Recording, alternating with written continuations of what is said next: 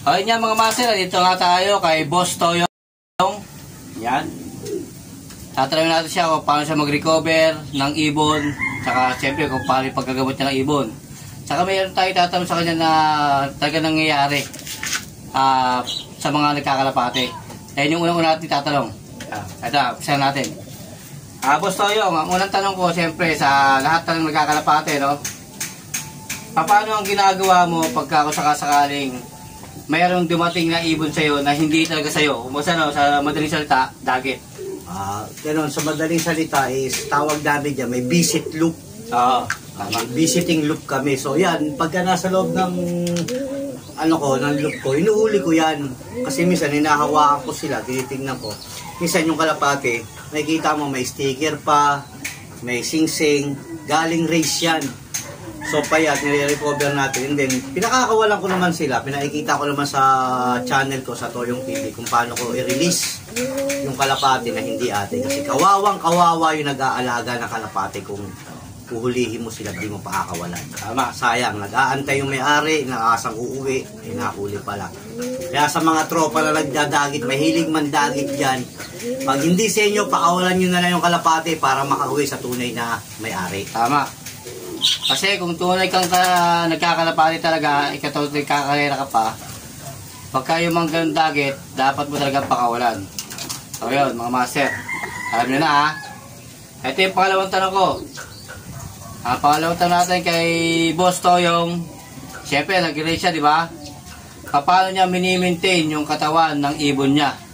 So, nami-maintain natin yung ibon lalo't galing sa race. So, nire-recover natin siya. Number 1, may mga supplement tayo, at may mga gamot tayo na organic. Sa tubig ko lang siya nilalagay. Pag-uwi ng ibon, yung tubig, yun yung sinasalubong ko sa kanya.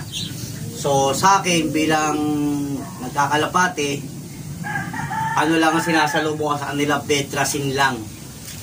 Hinahalo ko lang sa tubig para manumbalik yung kanilang lakas at enerhiya nila at yung vitamin sa katawan.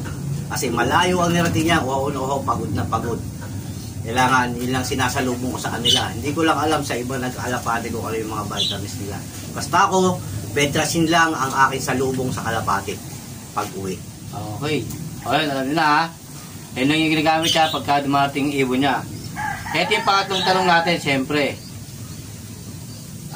Sa pag-iibon, master, lala pagka yung mga derby na, no? Kasi ang mahirap dyan yung recovery. Mga ilang araw ba nire-recover yung ibon? Para malaman mo kung okay na siya ulit isa lang sa... Depende sa araw kasi, mayroong pag-derby, minsan 2 days to 4 days lang ang pagitan sa alang uli. Pero ako, pagka-uwi ng kalapati ko, hinihiwalay ko sila sa kanilang kulungan, sa mga cage, para doon ko sila i-recover. Subukan ng gamot, pakainin ng maayos, bigyan ng mga vitamins sa inumin para mabilis sila makarecover kasi galing sila sa race.